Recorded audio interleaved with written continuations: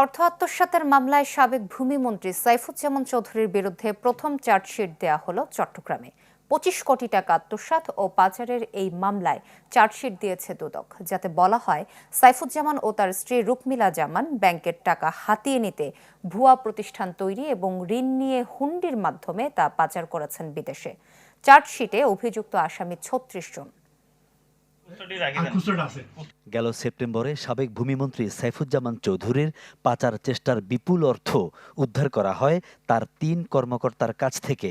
চট্টগ্রামে এই অভিযান চালায় দুদক।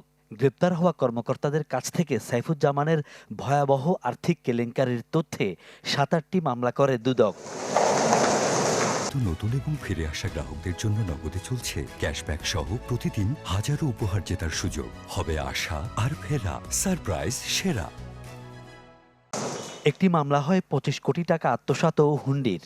তদন্তে নেমে দুদক পায় ইউসিবিএল এর পোর্ট শাখা থেকে ট্রেডিং ভিশন নামের ভুয়া প্রতিষ্ঠানের নামে ২৫ কোটি টাকা ঋণ নিয়ে ১৫ কোটি টাকা দিয়ে আরামিড সিমেন্ট ও আরামিড ঠাইয়ের পূর্বদায় সমন্বয় করেন সাইফুজ্জামান।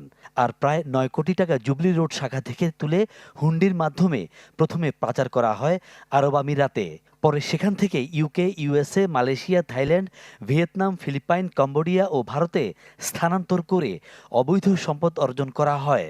প্রায় ৩ মাসের তদন্ত শেষে সোমবার মহানগর সিনিয়র স্পেশাল জজ হাসানুল ইসলামের আদালতে প্রতিবেদন দাখিল করে দুদক। সাইফুজ্জামান চৌধুরী জাবেদ তার অধীনস্থ কর্মচারীদেরকে বিভিন্ন নামসর্বস্ব কোম্পানির চেয়ারম্যান, এমডি বানিয়ে উনি কাল্পনিক কিছু কোম্পানি সৃজন করেছিলেন। এই কাল্পনিক কোম্পানি সৃজন করে উনি ওই কাল্পনিক অস্তিত্বহীন কোম্পানির নামে উনি বিভিন্ন ব্যাংক থেকে লোন নিয়েছেন। লোন নেওয়ার পরে করলেন কি, এই লোনগুলো হস্তান্তর, রূপান্তর করে দেশের বাইরে পাচার করে দেশের বাইরে শত শত কোটি টাকার অবৈধ সম্পদ অর্জন করেছেন। প্রতিবেদনে সাইফুজ্জামান ছাড়াও তার স্ত্রী সহ ৩৬ আসামির গ্রেপ্তারি পরোয়ানা ও সম্পত্তি জব্দের আবেদন জানায় দুদক, যা শুনানির কথা রয়েছে আগামী ৭ জানুয়ারি। আসলে দেখা যাচ্ছে এখন আজকে আমরা চার্জশিট দাখিল করা হয়েছে, আগামী ৭ তারিখে এই মামলা ধার্য তারিখ আছে। আমরা আশা করছি ওই তারিখেই আসামিদের বিরুদ্ধে ডব্লিউসি হবে। বিজ্ঞ আদালত যদি ডব্লিউসি করেন ওই তারিখেই, এরপরে ডব্লিউপিএনএ আছে যে পরবর্তী স্টেপগুলো, আইনগত পরবর্তী স্টেপগুলো পার হওয়ার পরে অতি দ্রুত এই মামলা বিচারের জন্য প্রস্তুত হবে।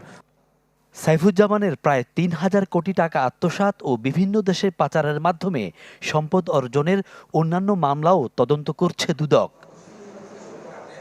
ফখরুল ইসলাম, চ্যানেল 24, চট্টগ্রাম।